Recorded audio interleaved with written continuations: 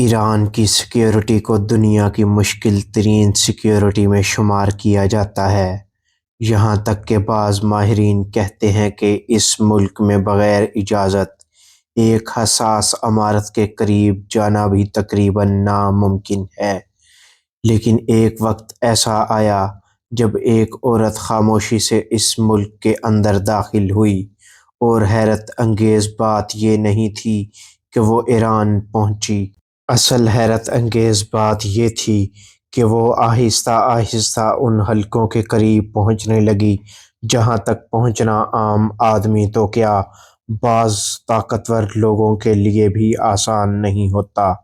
اور یہی وہ لمحہ تھا جہاں سے شروع ہوتی ہے ایک ایسی کہانی جسے سن کر دنیا کے خفیہ اداروں کے ماہرین بھی حیران رہ گئے، کیونکہ یہ صرف ایک عورت کی کہانی نہیں تھی، یہ ایک کہانی تھی خفیہ جنگ کی، ایسی جنگ جو بندوقوں سے نہیں لڑی جاتی بلکہ معلومات، منصوبوں اور خاموش نیٹ ورک کے ذریعے لڑی جاتی ہے۔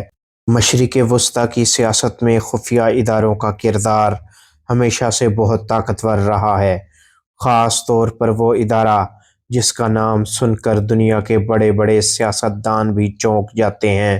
دنیا کے کئی ماہرین اسے دنیا کی سب سے مؤثر اور بدنام زمانہ خفیہ ایجنسیوں میں شمار کرتے ہیں۔ یہ ادارہ ہے موساد، لیکن بہت کم لوگ جانتے ہیں کہ اس خفیہ نظام کی بنیاد دراصل اس وقت پڑی جب اسرائیل ایک نئی ریاست کے طور پر دنیا کے نقشے پر ابھرا۔ سن 1948 میں جب فلسطین پر قبضہ کر کے اسرائیل کی ناجائز ریاست قائم ہوئی تو اس وقت کے بانی رہنما ڈیوڈ بن گوریون نے سیکیورٹی کو اپنی اولین ترجیح قرار دیا۔ اسی مقصد کے تحت مختلف خفیہ یونٹس قائم کیے گئے جن کا کام صرف ایک تھا: دنیا کے کسی بھی کونے سے ایسی معلومات حاصل کرنا جو ریاست کی سیکیورٹی کے لیے ضروری ہو۔ وقت کے ساتھ ساتھ یہی نیٹ ورک مزید منظم ہوتا گیا اور پھر ایک ایسا خفیہ ادارہ سامنے آیا جسے آج دنیا موساد کے نام سے جانتی ہے۔ اسی ایجنسی کے بارے میں کہا جاتا ہے کہ اس کے مشن اکثر خاموشی سے شروع ہوتے ہیں اور دنیا کو ان کا علم بہت دیر بعد ہوتا ہے۔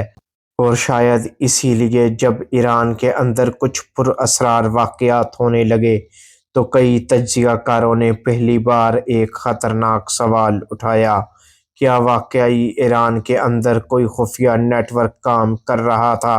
اور اگر ایسا تھا تو وہ عورت کون تھی جو خاموشی سے اس ملک کے اندر زندگی گزار رہی تھی؟ کیا وہ واقعی ایک عام شہری تھی یا وہ ایک ایسے مشن کا حصہ تھی جس کے بارے میں دنیا کو کچھ بھی معلوم نہیں تھا؟ لیکن اس کہانی کا سب سے حیران کن حصہ ابھی باقی ہے، کیونکہ اگلے مرحلے میں یہ عورت ایران کے ایسے حلقوں کے قریب پہنچتی ہے جہاں سیکیورٹی کی کئی دیواریں کھڑی ہوتی ہیں، اور یہی وہ لمحہ ہے جہاں اس کہانی کا اصل معمہ شروع ہوتا ہے۔ کیا یہ سب صرف اتفاق تھا یا اس کے پیچھے ایک ایسا منصوبہ چھپا ہوا تھا جس نے پورے خطے کو ہلا کر رکھ دیا؟ لیکن اصل سوال ابھی باقی ہے، وہ ایران تک پہنچی کیسے؟ کیونکہ ایران ایسا ملک نہیں جہاں کوئی شخص آسانی سے داخل ہو کر حساس حلقوں کے قریب پہنچ جائے۔ یہاں پر آنے والے پر نظر رکھی جاتی ہے، ہر حرکت کا ریکارڈ ہوتا ہے، اور سیکیورٹی ادارے ہر غیر معمولی چیز کو فوراً نوٹ کرتے ہیں۔ لیکن یہی وہ جگہ ہے جہاں خفیہ دنیا کا اصل کھیل شروع ہوتا ہے۔ جاسوسی کی دنیا میں ایک اصول ہوتا ہے: سب سے کامیاب ایجنٹ وہ ہوتا ہے جس پر کوئی شک ہی نہ کرے۔ اور اسی اصول کے تحت اس عورت کی کہانی شروع ہوئی۔ وہ ایران آئی، مگر کسی جاسوس کی طرح نہیں بلکہ ایک عام انسان کی طرح، ایک ایسی عورت جو بظاہر ایک سادہ زندگی گزار رہی تھی، لوگوں سے ملنا، بازار جانا، محلے میں رہنا، ہر چیز بالکل عام تھی۔ لیکن خفیہ دنیا میں عام نظر آنا ہی سب سے غیر معمولی چیز ہوتی ہے۔ کئی سال تک اس عورت نے بالکل خاموش زندگی گزاری۔ کسی کو شک نہ ہوا، نہ پڑوسیوں کو، نہ حکام کو، اور نہ ہی ان لوگوں کو جو اس ملک کی سیکیورٹی کے ذمہ دار تھے۔ لیکن اسی خاموشی کے اندر ایک منصوبہ آہستہ آہستہ مکمل ہو رہا تھا، ایسا منصوبہ جس کے بارے میں شاید اس وقت کسی کو اندازہ نہیں تھا۔ مشرق وسطیٰ میں خفیہ جنگیں نئی بات نہیں۔ کئی دہائیوں سے مختلف ممالک ایک دوسرے کے خلاف معلومات حاصل کرنے کی کوشش کرتے رہے ہیں۔ خاص طور پر ایران اور اسرائیل کے درمیان کشیدگی دنیا کے سب سے پیچیدہ تنازعات میں شمار ہوتی ہے۔ ایک طرف ایران کی قیادت جس کے سربراہ آیت اللہ علی خامنائی ہیں، اور دوسری طرف اسرائیل حکومت کی قیادت کئی برسوں تک بنجمن نیتن یاہو کرتا رہا ہے۔ اسی سیاسی کشمکش کے پس منظر میں خفیہ سرگرمیوں کی خبریں بھی وقتاً فوقتاً سامنے آتی رہتی ہیں، اور یہی وجہ تھی کہ جب ایران کے اندر کچھ حساس شخصیات پر حملوں اور پراسرار واقعات کی خبریں سامنے آئیں تو دنیا کے کئی تجزیہ کار چونک گئے، کیونکہ یہ واقعات عام نہیں تھے۔ یہ ایسے حملے تھے جو بہت منصوبہ بندی کے بعد کیے گئے لگتے تھے، اور یہی وہ لمحہ تھا جب پہلی بار بعض حلقوں میں یہ سوال اٹھا، کیا ایران کے اندر کوئی ایسا شخص موجود تھا جو خفیہ معلومات باہر پہنچا رہا تھا؟ باہر سے مراد اسرائیل کو، اور اگر ایسا تھا تو وہ کون تھا یا کون تھی؟ کچھ لوگوں نے کہا کہ یہ صرف افواہیں ہیں، کچھ نے کہا کہ شاید یہ خفیہ جنگ کا حصہ ہے، لیکن سچ کیا تھا؟ یہ راز ابھی پردے میں تھا، کیونکہ اس کہانی کا سب سے خطرناک حصہ ابھی سامنے آنا باقی تھا، اور وہ لمحہ اس وقت آیا جب اس عورت کے بارے میں پہلی بار شک پیدا ہوا۔ ایک چھوٹی سی غلطی، ایک معمولی سا اشارہ، اور اچانک ایک پوری کہانی کھلنے لگی۔ جب اس عورت کی اصل شناخت کے بارے میں تحقیقات شروع ہوئیں تو سامنے آنے والی معلومات نے سب کو حیران کر دیا، کیونکہ اس کے بارے میں جو حقیقت سامنے آئی وہ کسی فلم کی کہانی سے کم نہیں تھی، اور یہی وہ مرحلہ تھا جہاں اس عورت کا اصل نام اور اس کی خفیہ زندگی کا راز آہستہ آہستہ سامنے آنے لگا۔ لیکن خفیہ دنیا میں شک کا مطلب فوراً گرفتاری نہیں ہوتا، کیونکہ ایک غلط قدم پورے نیٹ ورک کو خبردار بھی کر سکتا ہے۔ اسی لیے ابتدا میں سب کچھ خاموشی سے دیکھا گیا۔ تحقیقات شروع ہوئیں، اور جب اس عورت کی زندگی کے بارے میں معلومات جمع کی جانے لگیں تو ایک عجیب بات سامنے آئی۔ اس کی زندگی کا ریکارڈ بالکل صاف تھا، کوئی جرم نہیں، کوئی مشکوک سرگرمی نہیں، کوئی واضح تعلق نہیں، لیکن ایک چیز ایسی تھی جو تفتیش کاروں کو بار بار سوچنے پر مجبور کر رہی تھی: اس عورت کی اصل شناخت، کیونکہ اس کے بارے میں جو نام ریکارڈ میں موجود تھا وہ اس کا اصل نام ہی نہیں تھا۔ خفیہ ایجنسیوں کی دنیا میں یہ کوئی نئی بات نہیں۔ جاسوس اکثر کئی شناختوں کے ساتھ زندگی گزارتے ہیں، ایک نام جو دنیا کو دکھایا جاتا ہے، اور ایک نام جو صرف خفیہ فائلوں میں لکھا ہوا ہوتا ہے۔ اور اسی مقام پر اس عورت کی کہانی مزید پراسرار ہو گئی، کیونکہ اس کے ماضی کے بارے میں کوئی واضح معلومات نہیں تھیں، نہ بچپن کی تفصیل، نہ پرانے رشتہ دار، نہ کوئی واضح پس منظر، جیسے اس کی زندگی کا آغاز اچانک ایک نئے نام سے ہوا ہو۔ یہ وہ لمحہ تھا جب تفتیش کرنے والوں کو پہلی بار احساس ہوا کہ شاید یہ ایک عام خاتون نہیں، شاید اس کے پیچھے کوئی بڑا خفیہ کھیل چل رہا تھا۔ مشرق وسطیٰ کی سیاست میں ایران اور اسرائیل کے درمیان کشیدگی کوئی نئی بات نہیں۔ ایران کی قیادت جس کے سربراہ سید آیت اللہ علی خامنائی رہے ہیں، کئی برسوں سے اسرائیل کی پالیسیوں پر شدید تنقید کرتے رہے ہیں۔ دوسری طرف اسرائیل کی حکومت جس کی قیادت کئی عرصے سے بنجمن نیتن یاہو کے پاس ہے، وہ ایران کو اپنے لیے بڑا خطرہ قرار دیتا ہے۔ اسی کشمکش کے دوران خفیہ ایجنسیوں کا کردار بھی اور بڑھ جاتا ہے، اور یہی وہ جگہ ہے جہاں اکثر خاموش جنگیں لڑی جاتی ہیں، ایسی جنگیں جن کے بارے میں عام لوگوں کو بہت کم معلوم ہوتا ہے۔ لیکن اس عورت کے معاملے میں جو چیز سب سے زیادہ حیران کن تھی وہ اس کی رسائی تھی، کیونکہ آہستہ آہستہ معلوم ہوا کہ وہ بعض ایسے لوگوں کے قریب پہنچ چکی تھی جو حساس ترین عہدوں پر فائز تھے۔ یہ کوئی عام بات نہیں تھی، کیونکہ ایران میں اہم شخصیات کے گرد سیکیورٹی کی کئی تہیں ہوتی ہیں۔ پھر بھی یہ عورت کسی نہ کسی طرح اس دائرے کے قریب آ چکی تھی، اور یہی وہ مقام تھا جہاں اس کہانی کا سب سے بڑا سوال پیدا ہوا۔ اگر وہ واقعی ایک جاسوس تھی تو اس کا اصل مقصد کیا تھا؟ کیا وہ صرف معلومات جمع کر رہی تھی، یا اس کے پیچھے کوئی بہت بڑا منصوبہ چھپا ہوا تھا؟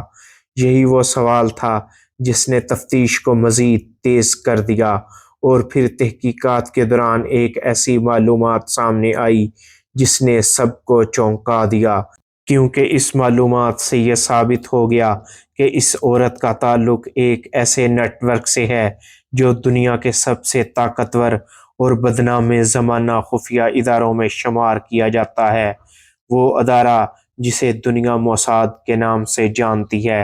اور یہی وہ لمحہ تھا جب تحقیقات ایک ایسے مرحلے میں داخل ہوئیں جہاں ہر قدم انتہائی احتیاط سے اٹھایا جا رہا تھا، کیونکہ اگر یہ شک درست ثابت ہو جاتا تو یہ صرف ایک عورت کی کہانی نہیں رہتی، یہ ایک ایسی خفیہ کارروائی بن جاتی جو پورے خطے کی سیاست کو ہلا کر رکھ سکتی تھی۔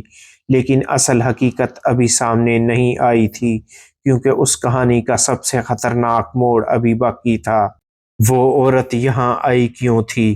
صرف معلومات جمع کرنے کے لیے، یا اس کے پیچھے کوئی بہت بڑا منصوبہ چھپا ہوا تھا؟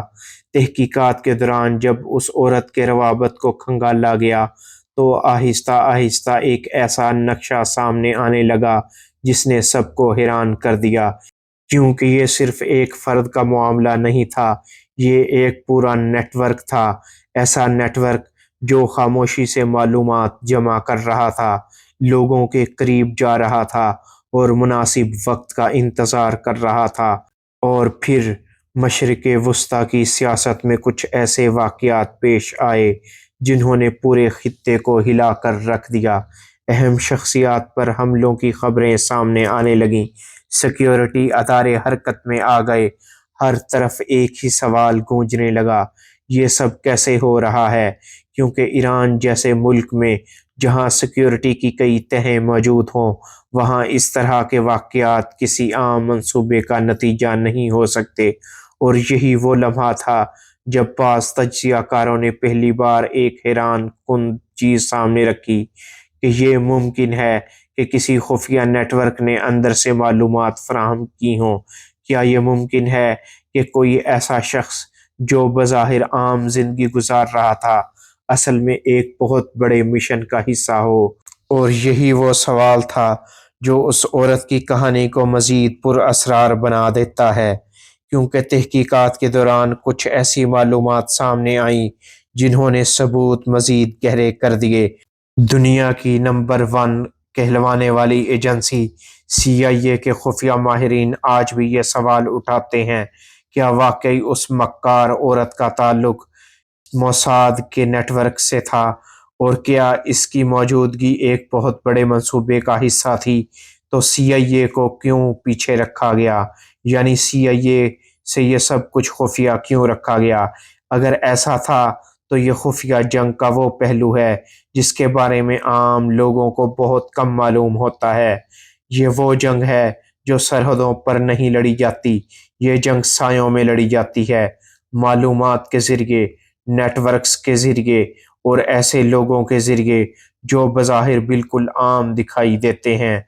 لیکن اس کہانی کا سب سے حیران کن موڑ ابھی باقی تھا، کیونکہ جس عورت کو لوگ ایک عام مسلمان خاتون سمجھ رہے تھے، تحقیقات کے دوران اس کے بارے میں ایسی معلومات سامنے آئیں جنہوں نے سب کو چونکا دیا۔ تحقیقات میں یہ بات ثابت ہوئی کہ اس عورت میں ایران میں رہتے ہوئے جعلی طریقے سے اسلام قبول کیا تھا۔ وہ مقامی لوگوں کے درمیان گھل مل گئی تھی۔ اس کا لباس، اس کا انداز، اس کی گفتگو، سب کچھ ایسا تھا جس سے کسی کو ذرا سا بھی شک نہیں ہوتا تھا۔ لیکن خفیہ دنیا میں اکثر سب سے بڑی حقیقت وہ ہوتی ہے جو سب سے زیادہ عام نظر آتی ہے۔ آہستہ آہستہ یہ انکشاف ہونے لگا کہ یہ عورت صرف ایک عام زندگی نہیں گزار رہی تھی، بلکہ وہ ایران کے اندر موجود بعض اہم حلقوں کے بارے میں حساس معلومات اکٹھی کر رہی تھی، اور پھر یہی اطلاعات خفیہ راستوں کے ذریعے موساد کے ہیڈ کوارٹر تک پہنچائی جا رہی تھیں، اور یہ معلومات ایران کے سب سے بڑے عہدوں پر فائز لوگوں کے بارے میں تھیں، جن میں شہید سید آیت اللہ علی خامنائی، ان کے بیٹے، اور ایران کے صدر اور سپریم کورٹ کے چیف جسٹس، پاسداران انقلاب کے ہیڈ اور ان تمام عہدیداران کے نائب شمار تھے۔ اور دوسری طرف ایران کی ایجنسی اس کے بارے میں تحقیقات کر رہی تھی۔ اور پھر ایک دن اچانک وہ عورت ایران سے غائب ہو گئی، جیسے وہ کبھی یہاں تھی ہی نہیں۔ کچھ عرصے بعد تحقیقات کے دوران چند ایسے شواہد سامنے آئے جنہوں نے اس کہانی کو اور زیادہ پراسرار بنا دیا، کیونکہ انہی ثبوت سے پہلی بار یہ ثابت ہوا کہ جس عورت کو لوگ ایک مسلمان خاتون سمجھ رہے تھے، اس کی اصل شناخت کچھ اور تھی، اور یہی وہ لمحہ تھا جب اس کہانی نے ایک نئی شکل اختیار کر لی۔ اس عورت کے غائب ہونے کے بعد اس کا اصل نام سامنے آیا، اور تب بہت سے لوگوں کو احساس ہوا کہ شاید وہ صرف ایک عام عورت نہیں تھی، بلکہ خفیہ دنیا کی ایک ایسی کردار تھی جس کی کہانی آج بھی سوالات سے بھری ہوئی ہے۔ معزز ناظرین کرام، کچھ ذرائع یہ کلیم کرتے ہیں کہ وہ عورت ایران سے چلی گئی تھی، جبکہ حقیقت یہ معلوم ہوتی ہے اور کئی چیزوں سے ثابت بھی ہوتا ہے کہ اس عورت نے خود کو مار لیا تھا۔